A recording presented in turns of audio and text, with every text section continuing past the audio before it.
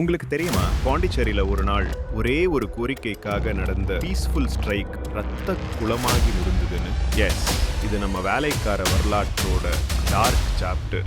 1930களில் French rule கீழ் இருந்த Pondicherry ரோடியர் mills எல்லாம் உழைப்போட ஓடிட்டு இருந்துச்சு. ஆனா அந்த சத்தத்துக்கு பின்னாடி ஒரு பெரிய அநியாயம் இருந்துச்சு. நாள் முழுக்க 12 முதல் 4 மணி நேரம் வேலை. ஆஹா, இதுதான் லைஃப்னு மேலாளர்கள் பார்த்த மாதிரி. ஆனா வேலைக்காரங்க கேட்டது ஒரு சிம்பிள் டிமாண்ட்: 8 மணி நேரம் வேலை. ஜூலை 1936 ஆயிரக்கணக்கான ஒர்க்கர்ஸ் மில்குள்ள ஸ்டே இன் ஸ்ட்ரைக். வயலன்ஸ் இல்ல, கேஆஸ் இல்ல, பியூர் பீஸ்ஃபுல் ப்ரொடெஸ்ட். ஆனா அந்த அமைதி அரசாங்கத்துக்கு பயமா இருந்துச்சு. பிரெஞ்சு போலீஸ், சீபாய்ஸ் எல்லாம் மில்கேட் முன்னாடி நிறுத்தப்பட்டாங்க. டென்ஷன் உயர்ந்துகிட்டே இருந்துச்சு. 30 ஜூலை 1936 காலை ஒரு செகண்ட்ல எல்லாம் மாறிடுச்சு. அந்த ஒரு கட்டளை 12 தூய உயிர்களை அங்கேயே பறிச்சது. கத்தல்கள், ஓட்டம், ரத்தத்துல நனைந்த மண். அந்த நாள் பாண்டிச்சேரிய முற்றிலுமா உலுக்குச்சு. இந்த சம்பவம் பிரான்ஸ் வரைக்கும் அதிர்ச்சி அடையச்சு. இன்குயரி வரக்கூட நேர்ந்தது. ஆனால் அந்த 12 பேரின் தியாகத்தால் தான் இன்று நமக்கு